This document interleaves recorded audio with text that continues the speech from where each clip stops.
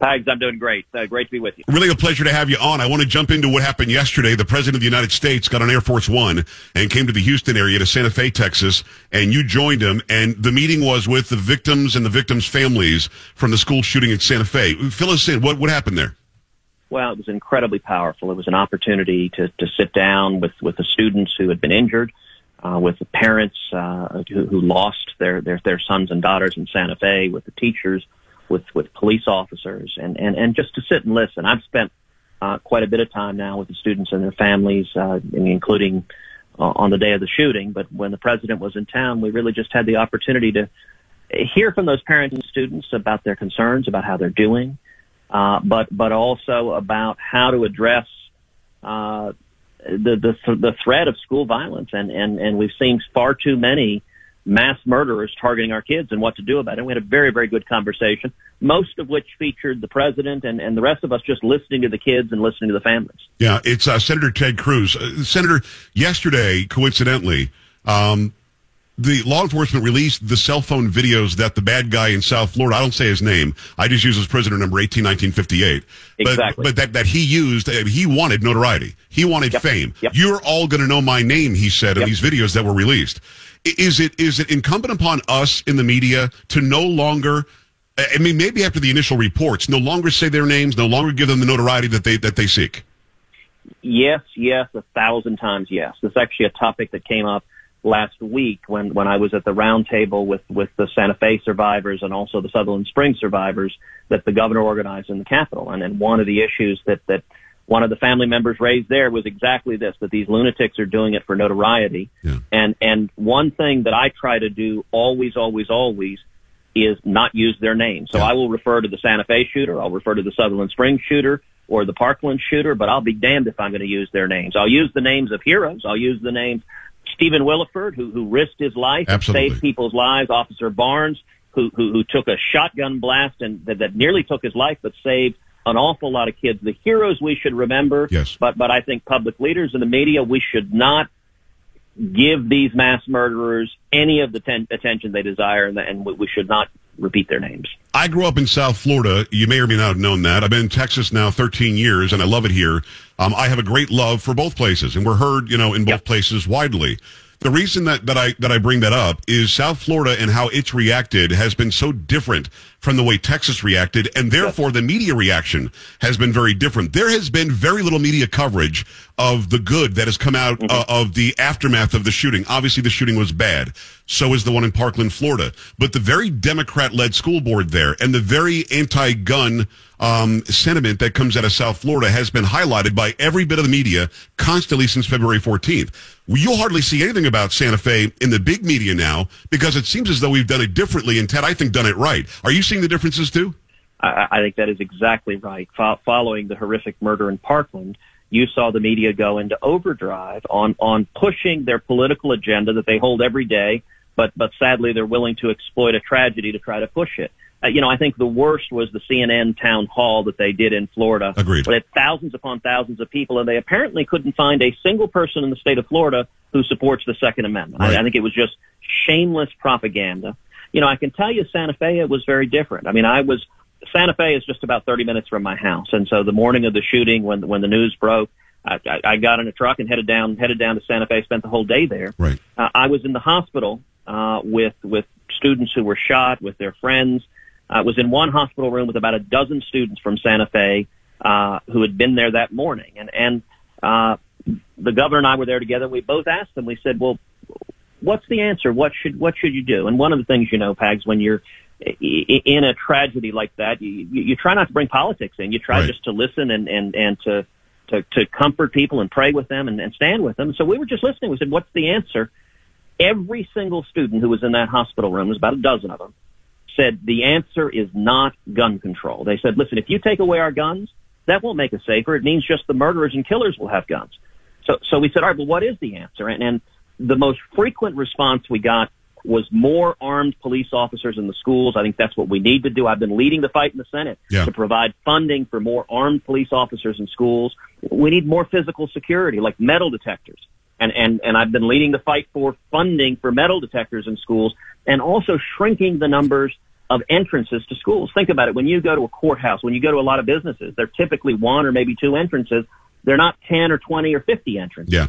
And beyond that, a number of the students said that we should allow teachers who have training to be armed. One student who was in that hospital room that day said he was in the adjoining classroom right next to the art room where the shooting was happening. He said his teacher was a former Marine.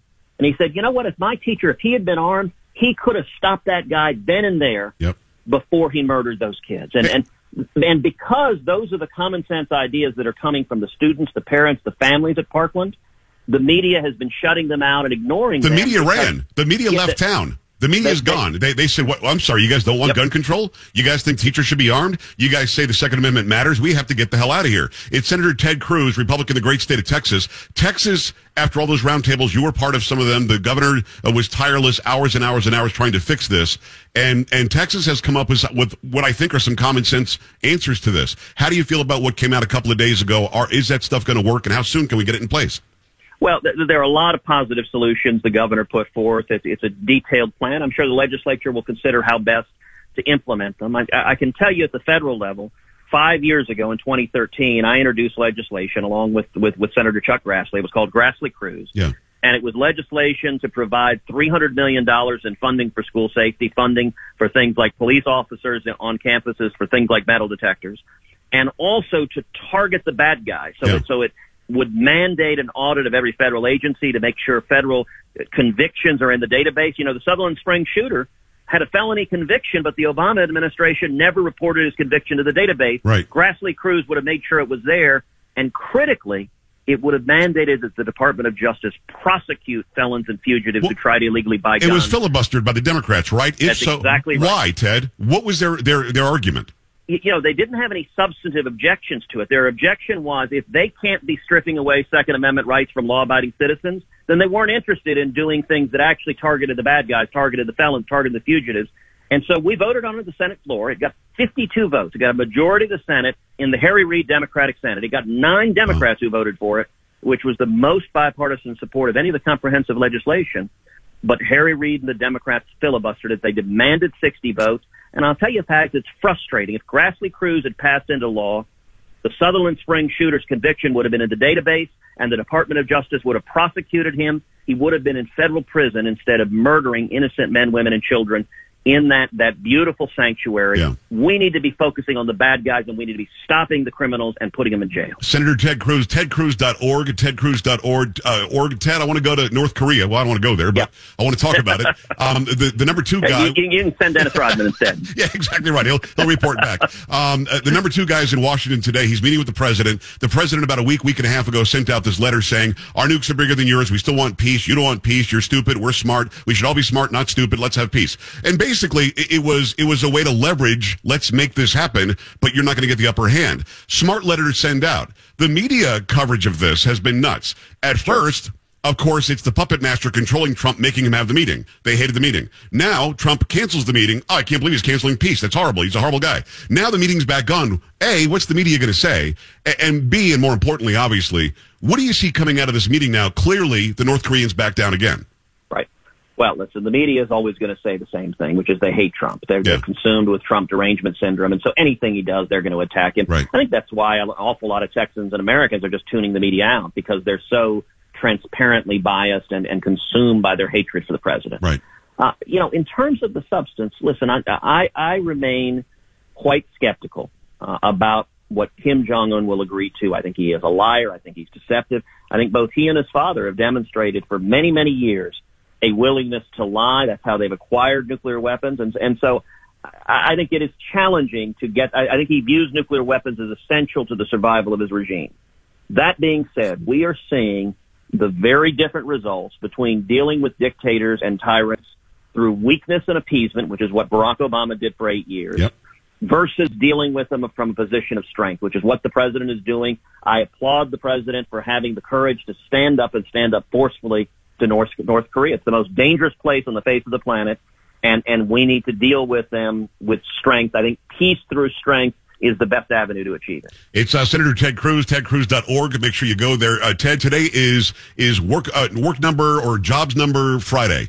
And the numbers came out again, 3.8% unemployment. We've got, about 35,000 more jobs than even expected to be added. We've got 27,000 fewer government jobs right now. The economy is like a machine that's just cranking right along.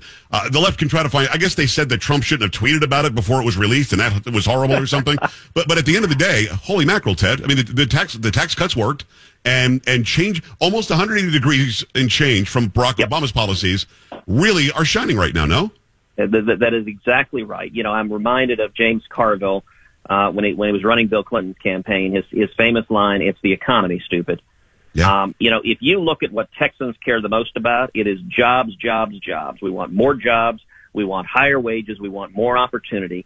And none of this is rocket science. Every time the federal government pursues policies of tax cuts and cutting job-killing regulations, we get economic growth. That's been a consistent pattern. It was true in the 1920s with Calvin Coolidge. We saw booming economic growth. It was true in the 1960s with John F. Kennedy. Booming economic growth resulted. It was true in the 1980s with Ronald Reagan. That's what President Trump and the Republican Congress is pursuing, cutting taxes, reducing regulations. And Texas is prospering as we see more and more jobs as a result. It's helping small businesses. It's helping families. It's helping young people. And that's good for the entire state of Texas and the entire country. Ted, thanks a million. God bless.